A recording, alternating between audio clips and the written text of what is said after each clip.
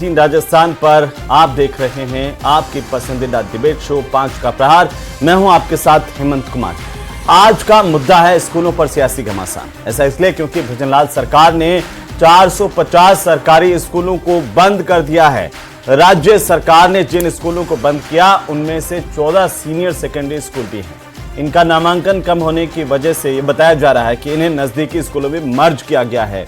बंद किए गए स्कूलों में जयपुर, अजमेर, पाली, बीकानेर, हनुमानगढ़, उदयपुर और जोधपुर के स्कूल भी शामिल हैं। और इस फैसले के खिलाफ अब लगातार बच्चों के विरोध प्रदर्शन भी देखने को मिल रहे हैं, जिन्हें कौन सुन रहा है ये सवाल है। जोधपुर, बीकानेर समेत कई स्थानों पर प्रदर्शन भी हुए हैं और इस पर सियासत भी गर्म हो गई।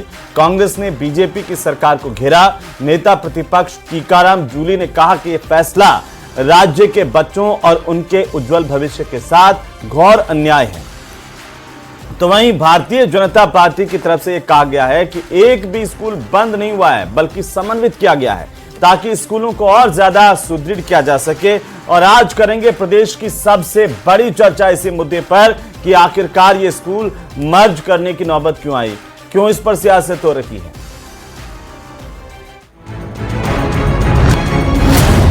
जोधपुर, बीकानेर समेत कई जगहों पर विरोध प्रदर्शन।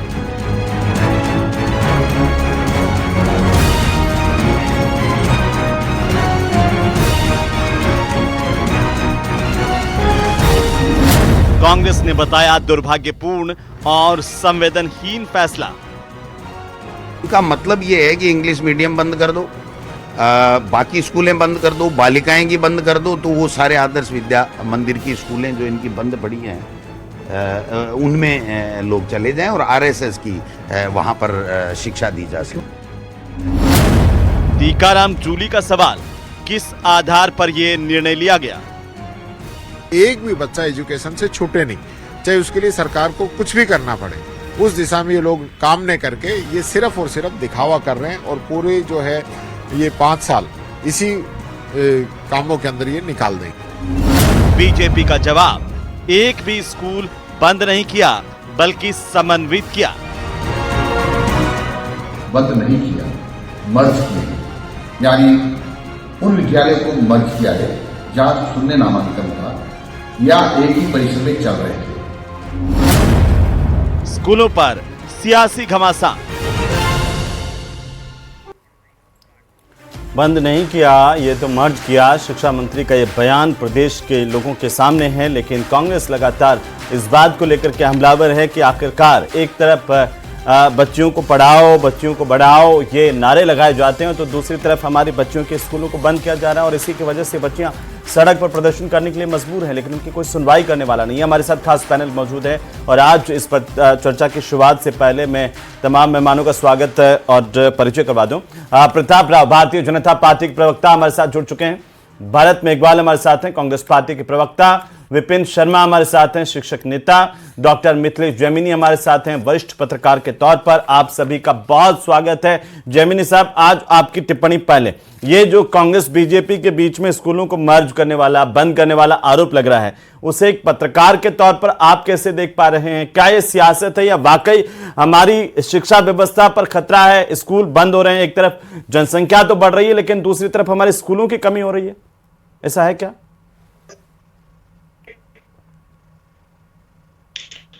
देखिए हेमंत जी, कि पिछली बार अशोक गहलोत जी ने स्कूलों को क्रमोन्नत करने और खोलने का कार्यक्रम केवल विधायकों को खुश करने के लिए किया गया था, किसी की कमेटी की रिपोर्ट नहीं ली थी। और जिसको लगा कि वहां अपने रिश्तेदारों को ओबलाइज करना है, किसी भी एमएलए को, क्योंकि आपको पता होगा पिछली बार अशोक गहलोत जी ने कई ऐसे निर्णय लिए, जैसे संसदीय सचिव बनाना, मुख्यमंत्री के साथ साथ सलाहकार बनाना। उसी क्रम में ये स्कूल खोले गए थे जहां जीरो भी है तो भी उनके रिश्तेदार, एमएलए के रिश्तेदार वहां जा सके और वेतन ले सके। तो सबसे इंपॉर्टेंट चीज है जो टीचर स्टूडेंट रेशियो का एक फॉर्मूला बना हुआ है, वो फॉलो होना जरूरी है। और ऐसा नहीं कि पहली बार स्कूलों को समायोजन किया गया हो राजस्थान में, इससे पहले भी सरकारें स्कूलों का समायोजन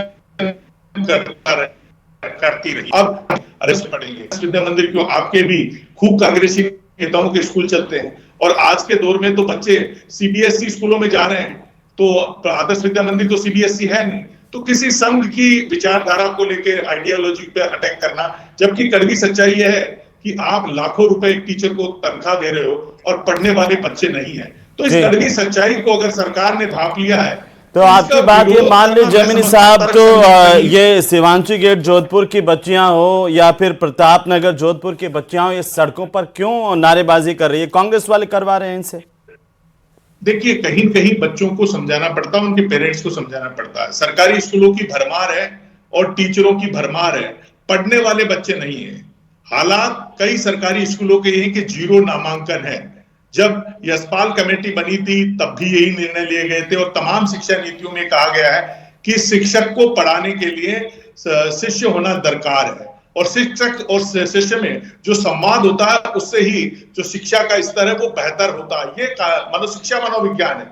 अब जहां बच्चे ही नहीं है, कोई एक ही बच्चा है और 3 सब्जेक्ट चलते हैं, जैसे सीनियर स्कूल है उसमें कोई आर्ट्स फैकल्टी है तो उसमें कई सब्जेक्ट चलते हैं, पॉलिटिकल साइंस, हिस्ट्री, ज्योग्राफी, एक लंबा सब्जेक्ट सीनियर साइंस है। तो ठीक है जयमनी साहब, मैं आ जाऊंगा वापस से, थोड़ा अटक रहा है, आपकी आवाज भी अटक रही है। विपिन शर्मा साहब, आप कैसे देख रहे हैं शिक्षक नेता के तौर पर, क्या ये आरोप सही है कि जो स्कूल हैं उन पर तलवार चली है और 450 स्कूल एक साल में बंद कर दिए गए, ताले लगा दिए गए? सर, शिक्षा एक लोक कल्याणी राज्य का विषय है और इस पे कहीं अर्निंग सोर्स नहीं होता शिक्षा का। मैं एक छोटी सी बात करना चाहूंगा। बीजेपी ये कह रही है कि मंत्री महोदय कहते हैं मर्ज नहीं किया, बंद नहीं किया, मर्ज किया है। ईटीवी पहले हुआ करता था, न्यूज 18 हो गया, अब तो ईटीवी बंद हो गया ना। मर्ज होने से क्या, तो चीज तो बंद हो गई, वो उस नाम का तो विद्यालय बंद ही हो गया ना। इसको किस तरह से बात करना चाहते हो? वहीं दूसरी ओर मैं कहना चाहता हूं, और स्कूल में तो फर्क है ना सर, न्यूज चैनल और स्कूल में तो फर्क है। बच्चियां सड़कों पर है। जयपुर में संजय नगर प्राइमरी स्कूल है, वो उसकी बिल्डिंग खराब थी, बिल्डिंग बनने के लिए दूसरे स्कूल में गया, 35 लाख की बिल्डिंग बन गई, उसको वहां मर्ज कर दिया। 35 लाख की बिल्डिंग का क्या होगा? सिंधी स्कूल बंद कर दिए, उर्दू स्कूल बंद कर दिए। जो बच्चे आप बीकानेर में देख रहे हो, विकलांग 60 बच्चे, दिव्यांग बच्चे हैं, वो सड़कों पर हैं। जब शून्य नामांकन है तो बच्चे कहां से आके, क्या दूसरे स्कूल के बच्चे आके प्रदर्शन कर रहे हैं? ये सोच का विषय है कि समीक्षा जो की गई वो गलत की गई। सरकार को तो ये कहना चाहिए कि बच्चे आ रहे हैं तो हम समीक्षा दोबारा कराते हैं कि किस अधिकारी का, जिस अधिकारी ने समीक्षा करके स्कूल बंद कराए उसके खिलाफ कार्रवाई होनी चाहिए। मैं 10 उदाहरण दे रहा हूं, हर जिले में ये समस्या आ रही है। तो 0 नामांकन, आप किसी भी आदेश में ऊपर लिख दोगे शून्य नामांकन, तो सारे शून्य नामांकन के हो जाएंगे क्या? पिछली भी सरकार ने 22,000 स्कूल बंद किए थे, इसी सरकार ने गत कार्यकाल में करीब 1,10,000 पद वापस बढ़े थे।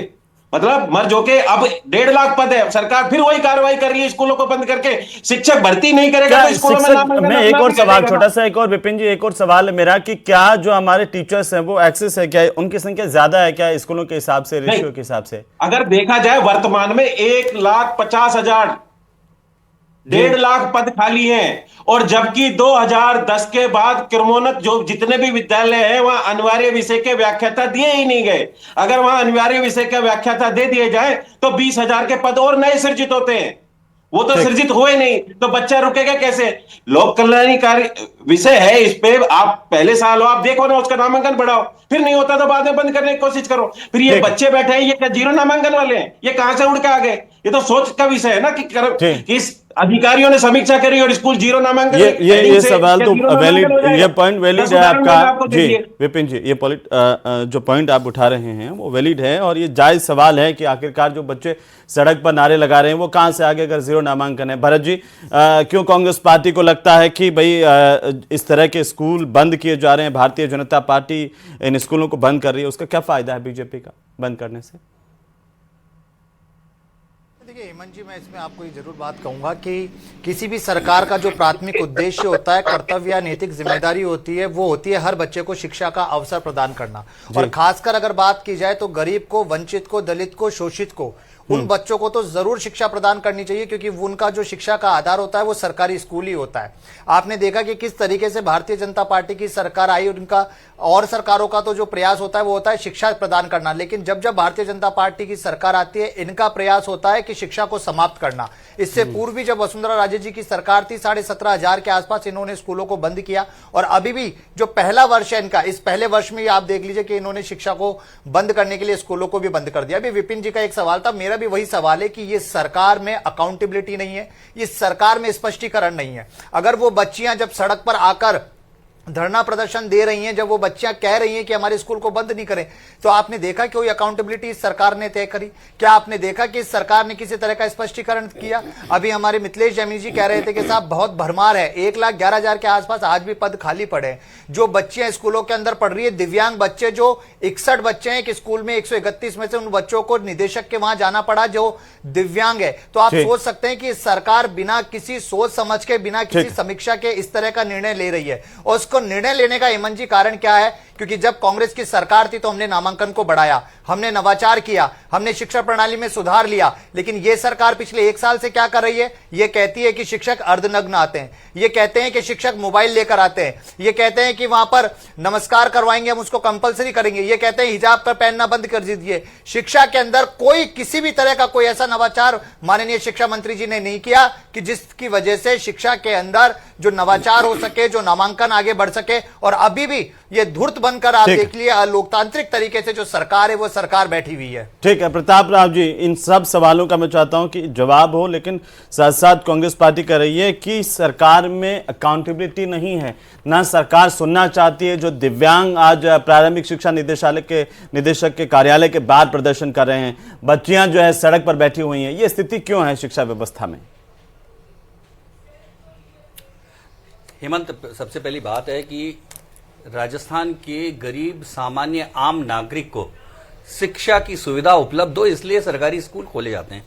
ये पूरे देश की व्यवस्था है और इसी कारण से खोला जाना चाहिए। अभी जिस तरह से विपिन जी ने और भरत जी ने दोनों ने कहा कि 1 लाख से ज्यादा शिक्षकों के पद खाली हैं, उसके बावजूद कांग्रेस की सरकार आती है और धड़ाधड़ स्कूल खोल देती है। उन स्कूलों का क्या असर होता है?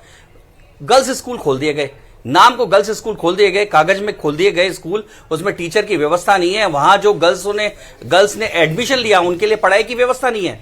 वो अपने सामान्य बाकी जो विद्यार्थी हैं उनसे पिछड़ गई। यही हाल गरीबों का है। देखो आरटी में क्या है, जो राइट टू एजुकेशन में, राइट टू एजुकेशन में यह है कि सबसे निकट के स्कूल में एडमिशन मिलता है। अब निकट के स्कूल में ना तो आधारभूत व्यवस्था है, ना शिक्षकों की व्यवस्था है, तो बच्चा उस स्कूल में एडमिशन तो हो जाता है लेकिन पढ़ाने वाला नहीं है, पढ़ने की जगह नहीं है, पढ़ाई का कोई माहौल नहीं है।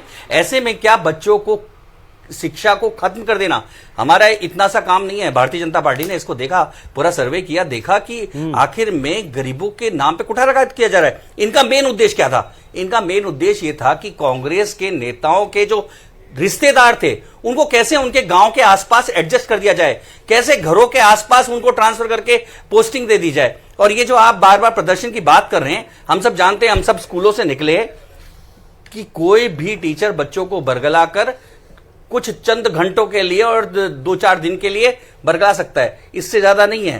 और निश्चित तौर पे गूंगे बहरे बात दिव्यांग यह है बच्चे, कि उनको जब कौन ये अब बरगलाएगा मैं मर्ज की बात पे आता हूं, नहीं, वो दिव्यांग बच्चों कौन बरगलाएगा? छोटी बच्चियों को कौन बरगलाएगा? वो बच्चियां जाकर के बीजेपी के विधायक देवेंद्र जोशी के सामने कह रहे हैं कि हम जब प्रदर्शन कर रहे हैं तो हमसे बात करने के बजाय पुलिस ने हमें पकड़ करके खींचा। किस तरीके से ना महिला पुलिस वहां पर आई। ये कानून व्यवस्था है, ये शिक्षा व्यवस्था है। आप कह रहे हैं कि इन स्कूलों में अगर टीचर नहीं है, जी आप कह रहे हैं टीचर नहीं है इसलिए बंद कर दिया या मर्ज कर दिया, तो जिन अस्पतालों के अंदर चिकित्सक नहीं है तो हम अस्पताल बंद कर देंगे, है ना? जिन ऑफिसों के अंदर कर्मचारी नहीं है तो ऑफिस बंद कर देंगे। दूसरी बात बताऊं, पहली हमारी जिम्मेदारी क्या बनती है? सरकार की जिम्मेदारी क्या बनती है? हेमंत, एक हाँ, अभी सरकार की जिम्मेदारी केवल स्कूल खोलना नहीं है। सरकार की जिम्मेदारी है व्यवस्थित और बराबर की शिक्षा देना।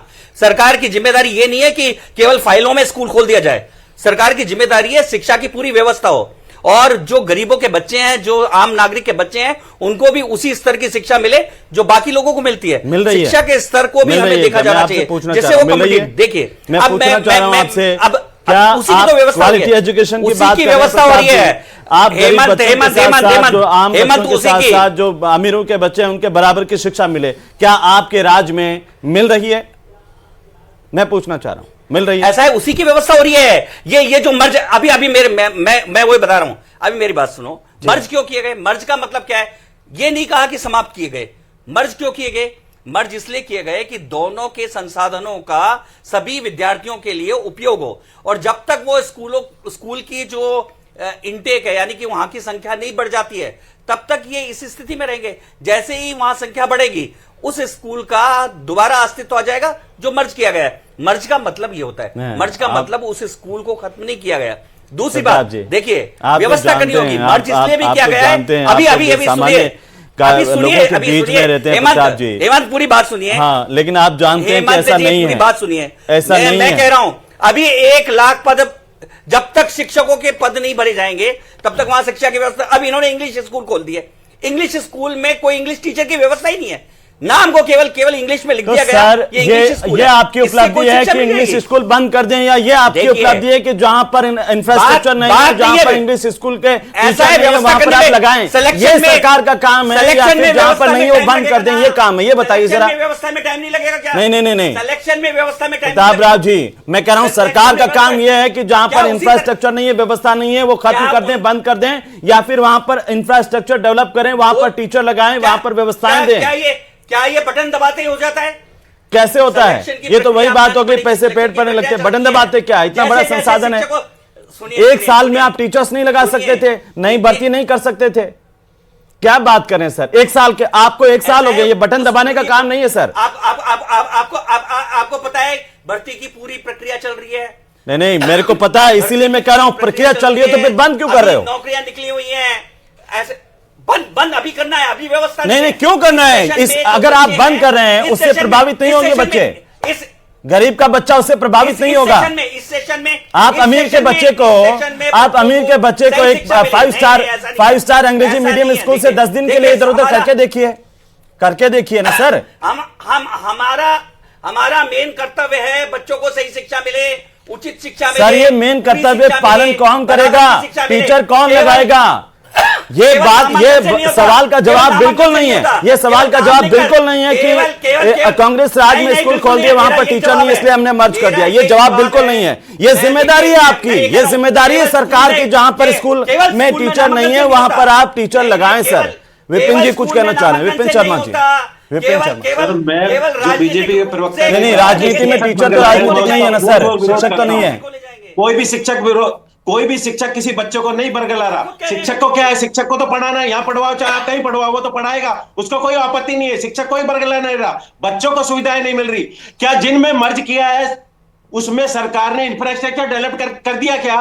450 में जहां मर्ज किया उनमें कर दिया क्या? मैं बीजेपी प्रवक्ता से पूछना चाहता हूँ। वहां दूसरी ओर में पीएस संजय नगर का देता हूं, 35 लाख में बिल्डिंग बनी है, जवाब दे 35 लाख की बिल्डिंग पड़ी है। जवाब दे रहे हैं। और ये नामांकन कम क्यों हो रहा है? इसका कारण मैं बताता हूं। सरकार ने कहा कि 6 वर्ष के आयु का प्रवेश होगा, 10 वर्ष तक 5 वर्ष के बच्चे का प्रवेश होगा पहली कक्षा में। इस बार प्रवेश 6 लाख नहीं बढ़ा, तो सरकार को 1 साल इंतजार करना चाहिए था। ऐसे नहीं हुआ बच्चों का नामांकन होगा जब बच्चे सारे वहां के। एक मिनट विपिन जी शांति से। विपिन जी सुनिए मेरी बात सुनिए। विपिन जी मेरी बात सुनिए। शांत होइए। बच्चों की व्यवस्था के हिसाब से स्कूल खोलने चाहिए। प्रताप जी, विपिन जी ने बहुत महत्वपूर्ण सवाल उठाया, मैं चाहता हूं आप उसका जवाब दें, और ये हम आपस में लड़के कोई डिबेट नहीं होगी, शांतिपूर्ण तरीके से। आप भी बहुत जिम्मेदार हैं। प्रताप जी जवाब दीजिए। क्या वो कह रहे हैं कि आप ये बात झूठ कह रहे हैं कि मर्ज किया। ये बच्चे कहां से आगे जो प्रदर्शन कर रहे हैं? अगर शून्य नामांकन होता। दूसरा सवाल है कि अगर किसी स्कूल में शून्य नामांकन है तो आपने क्या ये दिखाया कि हमने नामांकन को बढ़ाने के लिए सरकारी तौर पर क्या प्रयास किए? शून्य नामांकन क्यों है? जनसंख्या तो बढ़ती जा रही है, स्कूल कैसे घटते जा रहे हैं? ऐसा है हेमंत जी जरा फील्ड में उतर के देखना पड़ेगा आपको भी। जब ये देखा गया मैं तो गांव से आता हूं, आधारभूत ढांचा ही नहीं है स्कूल का, शिक्षक नहीं है, आधारभूत ढांचा नहीं है, शिक्षक नहीं है, तो ऐसी स्थिति में सबसे पहले सरकार को निर्णय करना चाहिए उन बच्चों का भविष्य क्या हो। उन बच्चों के भविष्य के लिए उनको तुरंत ही किसी बेहतर स्कूल में निश्चित तौर पे शिक्षा की व्यवस्था करनी होगी। तो ये शिक्षा की व्यवस्था की गई है। मर्ज का मतलब इतना ही है कि शिक्षा की व्यवस्था की गई है। ऐसा नहीं हुआ है कि स्कूल को खत्म कर दिया गया है। तो इसलिए ये व्यवस्था की गई है। ये सरकार ने जिम्मेदारी मानी है। सरकार ने एक एक बच्चे की जिम्मेदारी इसलिए ली है क्योंकि उसको पूरी शिक्षा मिलनी चाहिए, उचित शिक्षा मिलनी चाहिए, तरीके से शिक्षा मिलनी चाहिए, उसके सारे शिक्षक होने चाहिए, उसको जो जरूरत है वो पूरी होनी चाहिए। ऐसे नहीं हो सकता कि हम केवल कागजों में स्कूल चलाते रहें और शिक्षक 10 दिन में 1 दिन आए और साइन करके चले जाएं। ऐसा विपिन जी ऐसा हो रहा है। एक शिक्षक ऐसा हो रहा है, ऐसी स्थिति नहीं चलेगी। अगर शिक्षक साइन करके चल जाएगा, सरकार की क्या मॉनिटरिंग है? आप शिक्षकों पे आरोप नहीं लगाया, यहाँ क्या आप डेपुटेशन पे शिक्षक नहीं भेज सकते थे इन स्कूलों में? सरकार का विषय है, हमें काम है पढ़ाना, हम उसमें नहीं आ रहे कि आप बंद कर रहे हो। अभी आप भी कह रहे हैं 1 लाख शिक्षकों के पद खाली हैं, आप भी कह रहे हैं खाली है पद, तो डेपुटेशन में कहां से?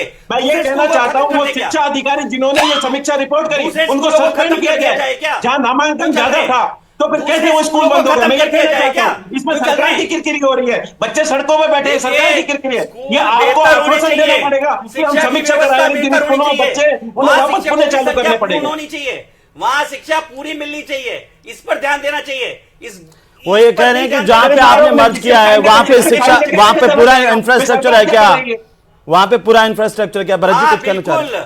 ठीक है, वहां बेहतर व्यवस्था है, वहां विपिन जी बताएंगे बेहतर व्यवस्था है वहां पर करने के कारण बेहतर व्यवस्था हुई है, बेहतर व्यवस्था हुई है। तो आप जहां टीचर कम है वो डेपुटेशन में भेज दो, सरकार ठीक है। भरत जी आ रहा हूं, विपिन जी एक टिप्पणी। हाँ बोलिए। नहीं, हेमंत जी, मैं ये कह रहा हूँ, आप बाकी स्कूल की सबकी छोड़िए, अभी आपको भी इन्होंने कहा कि धरातल पर जाके देखिए। मैं कह रहा हूँ आप धरातल पर भी मत जाइए। न्यूज 18 राजस्थान के अभी विजुअल चल रहे हैं उन दिव्यांग बच्चों के जो चलने में असमर्थ है, जो बोलने में असमर्थ है, जो देखने में असमर्थ है, वो लोग शिक्षक निदेशक के पास जा रहे हैं। अगर सरकार में जरा सी भी मानवता है और सरकार में जरा सी भी जिम्मेदारी है, शिक्षकों और बच्चों के ऊपर आरोप मढ़ने से बेहतर होता कि उन दिव्यांगों को देखकर सोचती कि हमने जो किया है वो गलत किया है। संजय नगर के अंदर अभी 35 लाख से ज्यादा का पैसा लगाकर उस स्कूल को बनाया, उस स्कूल का उद्घाटन होना था, उस स्कूल को मर्ज कर दिया इन्होंने। ये कह रहे इंफ्रास्ट्रक्चर है, मैं चैलेंज कर रहा हूं इनको। अरे उस स्कूल को बंद कर दिया आपने, उस स्कूल को बंद कर दिया। केवल चैलेंज करता हूं आपको कि आप वो स्कूल बता दीजिए, आप वो स्कूल बता दीजिए जिसमें टीचर नहीं थे, आप वो स्कूल के नाम बता दीजिए जिसमें टीचर्स नहीं थे, जहां पे एक भी टीचर्स नहीं था। बताइए बताइए, भाषण में आप बताइए, आप बताइए आपकी सरकार क्या कर रही थी, आपकी सरकार क्या कर रही थी? बयानबाजी मत करिए आप, बयानबाजी नहीं, आप नाम बताइए, नाम बताइए कौन स्कूल में टीचर नहीं था, कोई टीचर नहीं है वहां, टीचर नहीं था, नाम बताइए। आज तक नहीं है। अरे नाम बताइए कौन से स्कूल में नहीं था, कौन से स्कूल में नहीं था, नाम बताइए, नाम बताइए। अरे आपकी सरकार में नाम बताइए। नहीं, लेकिन अगर 1 साल में किसी स्कूल में टीचर नहीं लगा पाए तो ये तो सरकार की उपलब्धि नहीं है ना। जैमिनी साहब एक आखिरी टिप्पणी, जो प्रताप राव जी कह रहे हैं कि स्कूल नहीं है, स्कूल में टीचर नहीं है, कहीं नामांकन शून्य है, ऐसे स्कूलों को हमने बंद किया, तो अगर 1 साल में हम उन स्कूलों को डेवलप नहीं कर पाए, वहां पर टीचर नहीं लगा पाए, वो सरकार की उपलब्धि तो नहीं है ना सर। हेमंत मर्ज किया है, देखिए टीचर भर्ती करने की, हाँ ठीक है, मर्ज किया सर। रीट के एग्जाम अभी चल रहे हैं, लेकिन शिक्षक नेताओं के काले कारनामे अभी हमने देखे हैं चित्तौड़गढ़ में। और सर एक दो शिक्षक के नाम पर, जैमिनी साहब माफ कीजिए, जैमिनी साहब माफ कीजिए, 1-2 शिक्षक के नाम पर पूरे शिक्षक समाज को आप ऐसे नहीं कह सकते हैं। बचने का इशू नहीं है। देखिए शिक्षक समाज नहीं, शिक्षक नेता थे, मंत्री महोदय धन्यवाद, शिक्षक नेता थे, इसमें कोई कड़वी सच्चाई है।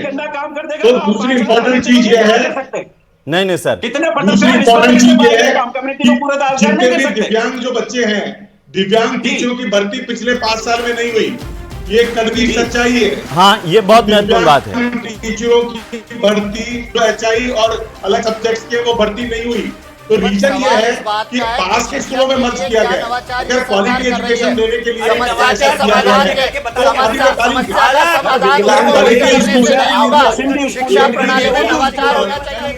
चलिए, बहुत शुक्रिया आप सभी मेहमानों का हमारी चर्चा में शामिल होने के लिए। कुल मिलाकर के एक बड़ी चर्चा है, लेकिन आप जागरूक दर्शक भी अपने आसपास नजरें घुमा करके देखिए कि क्या सिस्टम सरकारी स्कूलों को लेकर के इतना संजीदा है। क्या आपके आसपास आपके नेता या कोई बड़े अधिकारियों के बच्चे भी इन सरकारी स्कूलों में जाते हैं, तो आके हम इनको लेकर के बात करें, संजीदगी जाहिर करें, कैसे सिस्टम सुधरेगा, ये हम सबको सोचने की जरूरत है। नमस्कार।